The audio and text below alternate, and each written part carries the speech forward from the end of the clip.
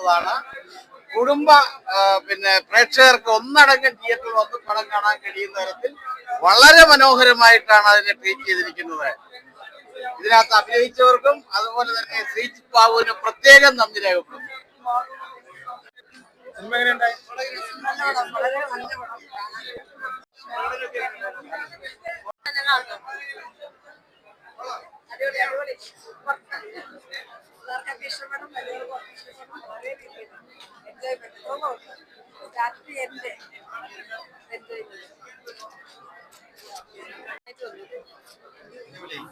എല്ലാരും കാണണം കേട്ടോ.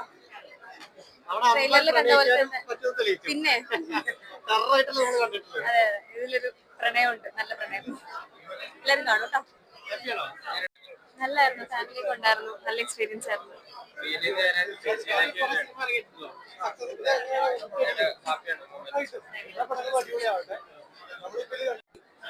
ഇങ്ങനത്തെ പടങ്ങൾ ഇപ്പൊ ഇല്ലല്ലോ വരുന്നത്. കൂടുതലും മിസ്റ്ററിയും മാസ് കമേഴ്ഷ്യൽ അങ്ങനത്തെയാണ്.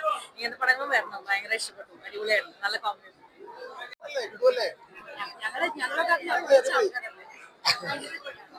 സൂപ്പർ അടിപൊളി കോമഡി. സന്തോഷമായി. കുറെ വർഷങ്ങളുടെ കഷ്ടപ്പാടാണ്. സന്തോഷം.